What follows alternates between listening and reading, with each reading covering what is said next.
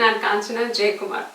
சுவையான, மிருதுவான, அதே சமயம் ஆரோக்கியமான ரவா இட்லி எப்படி செய்யறதுன்னு இன்னைக்கு நம்ம பார்க்க போறோம்.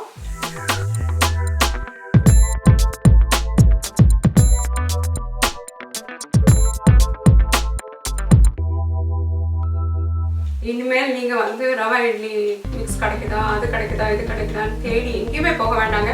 நம்ம வீட்லயே 5ல இருந்து 10 நிமிஷத்துக்குள்ளார தேவையான பொருட்களை எல்லாம் போட்டு ஆரோக்கியமா காய்கறி எல்லாம் போட போறோம். போட்டு சுவையா, அதே மாதிரி மிருதுவாவும் நல்ல ஊட்டச்சத்து உள்ள அருமையான ரவை இட்லிய அரை மணி நேரத்துல தயாரிச்சு அசத்திடுவோம். வாங்க எப்படி செய்யறது இந்த ரவை இட்லி பார்க்கலாம்.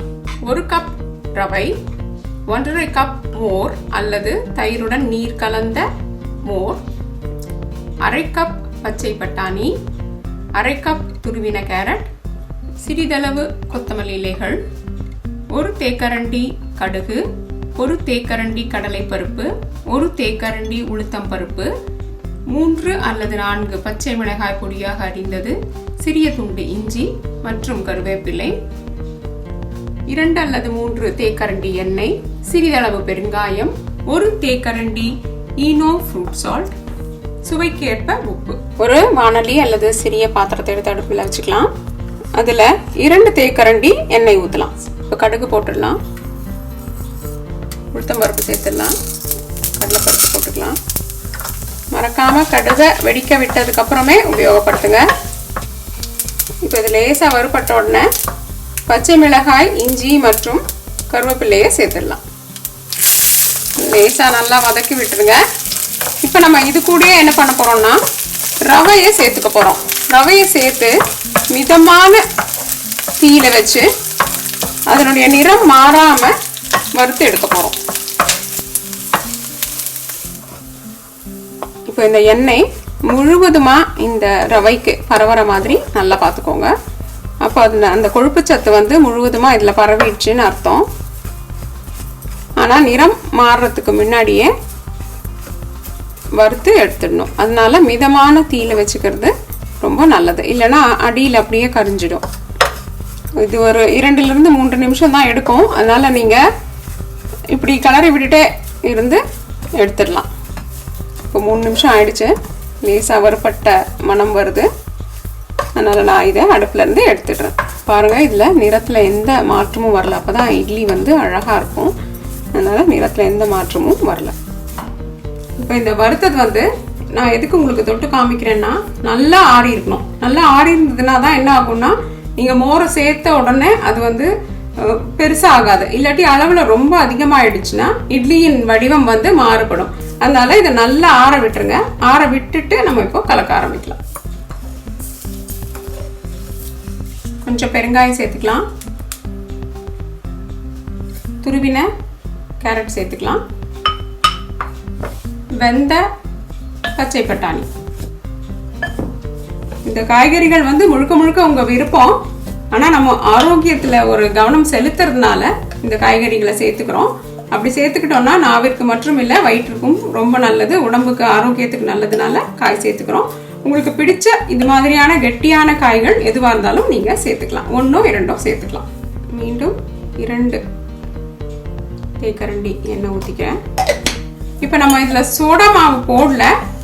சோடா மாவு ஈனோ ஃப்ரூட் சால்ட் உபயோகப்படுத்தாதவங்க சோடா மாவு போட்டுக்கலாம். அது கொஞ்சம் கூட மிருதுத்தன்மையை அதிகரிக்கும் அப்படின்றதுக்காக தான். அப்படி சோடா மாவு போட விரும்பாதவங்க இந்த ஃப்ரூட் சால்ட்டை போட்டுக்கலாம். இப்போ மெதுவாக நம்மளுடைய மோரை சேர்க்க ஆரம்பிக்கலாம். பார்த்தீங்களா, இது ரொம்ப கட்டியாக இருக்குது. இதனுடைய கட்டித்தன்மையை கொஞ்சம் பார்த்துக்கிட்டே சேர்க்க ஆரம்பிங்க. இப்போ நான் இந்த ஈனோ ஃப்ரூட் சால்ட் சேர்க்குறேன். 1 தேக்கரண்டி போதுமானது. நம்ம சுவைக்கு ஏற்ப உப்பு சேர்த்துக்கலாம். இது நல்லா இப்படி கலந்துக்கோங்க. கலந்துட்டு இட்லி மாவில் ஊற்றிடலாம். நீங்கள் சோடா உப்பு சேர்க்கறதுனாலும் இதே மாதிரி கடைசியாக சோடா உப்பு மற்றும் உப்பை சிறிதளவு மோரில் கலந்து ஊற்றிடுங்க. இப்போ இங்கே பார்த்துக்கோங்க, நான் சொன்னேன் 1 கப்புக்கு 1.5 கப்பு மோர் என்பது. இதில் சிறிய வேறுபாடுகள் வரலாம் நீங்கள் உபயோகப்படுத்துகிற மோரில் இருக்கிற கெட்டித்தன்மையை பொறுத்து. அதனால் பார்த்துக்கோங்க. இதில் நீங்கள் கவனிக்க வேண்டியது என்னென்னா, இது மாதிரி ஒரு கெட்டி பக்குவத்தில் தான் மாவு இருக்கும். அதனால கொஞ்சம் கொஞ்சமாக நீங்கள் மோரை சேர்த்துக்கலாம். இதை சரியாக 5 நிமிஷத்துக்கு இப்படி வச்சுட்டு உங்களுடைய இட்லி தட்டுகளுக்கு எண்ணெய் பூசி தயார் பண்ணலாம். இப்போ நம்ம இட்லி பாத்திரம் அல்லது குக்கரை சிறிதளவு தண்ணீர் ஊற்றி இதை இட்லி ஆவியில் வேக வைக்கிறதுக்காக வச்சிடலாம். 5 நிமிஷத்துக்கு மேலே இதை ஊற விட வேண்டாம். ஏன்னா ரொம்ப நேரம் ஆயிடுச்சுன்னா அந்த ஈரம் உப்பு வந்து நல்லா புளிச்சு மேலே வராது. அதனால 5 நிமிஷம் போதும், அதுக்கு மேலே ஊற விடாதீங்க. இப்போ கடைசியாக கொத்தமல்லி இலைகளை சேர்த்துடலாம்.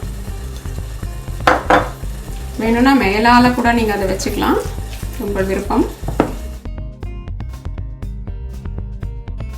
நம்மளுடைய இட்லி தட்டுகள் தயாராகிடுச்சு. இப்போ இதெல்லாம் நம்ம ஆவியில் வேக வைக்கலாம்.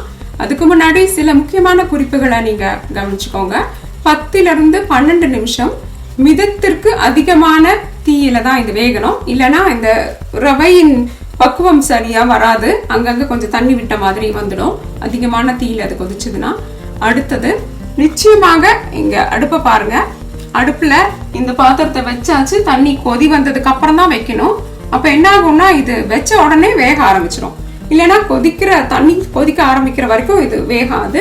அப்போ இன்னும் கொஞ்சம் அதிக நேரம் ஊறுன மாதிரி ஆயிடும். அதனால அந்த கொதி வந்தோடனே இதை வைங்க.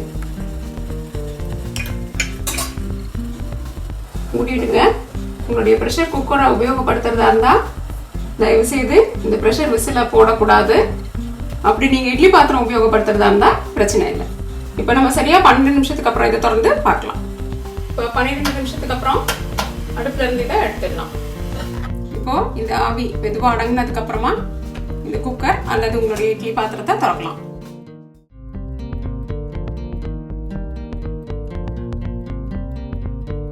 இதை சிறிது நேரம் ஆற விட்டுட்டு அதுக்கப்புறமா தான் எடுத்து வைக்க முடியும்.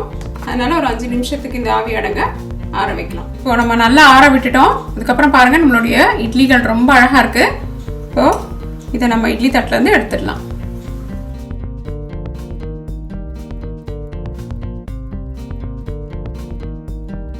என்ன நம்மளுடைய சுவையான அருமையான மிருதுவான நம்மளுடைய ரவா இட்லிகள் தயாராயிடுச்சு. இதை பார்த்து நல்லா ஞாபகம் வச்சுக்கோங்க. இன்னும் ஃப்ரூட் சால்ட் பிடிக்காதவங்க, கிடைக்காதவங்க சோடா உப்பு அல்லது பேக்கிங் பவுடர் உபயோகப்படுத்தி இதே மாதிரியான அருமையான இட்லிகள் செய்திடலாம். காய்கறிகளோட சத்தும் நிறைந்த சுவையான இட்லிகள் தயார். இனிமேல் நம்ம நிச்சயமா இதுல அதிரடியான ரவா இட்லி மிக்ஸ் அப்படி வாங்கி தேடி ஓட வேண்டிய எந்த அவசியமும் இல்லை. நம்ம வீட்லயே சுவையா நினைச்ச 5 நிமிஷத்துலயே இட்லிகளை தயார் பண்ணிடலாம். இதை தயார் பண்ணி உங்களுடைய கருத்துக்களை எங்ககிட்ட பகிர்ந்துக்கோங்க. தோசை டு பீட்சா என்றென்றும் உங்கள் நாவிற்கும் வயிற்றிற்கும் நல்லதொரு சுவை. இந்த வீடியோ உங்களுக்கு பிடிச்சிருந்தா லைக் பிரஸ் பண்ணுங்க. தோசை டு பீட்சாக்கு மறக்காம சப்ஸ்கிரைப் பண்ணுங்க. இது ஒரு இலவச சேவை. மற்றும் உங்களுடைய பிரிண்டபிள் ரெசிபீஸ்க்கு dosetopizza.com விஜயம் செய்யுங்கள். நன்றி.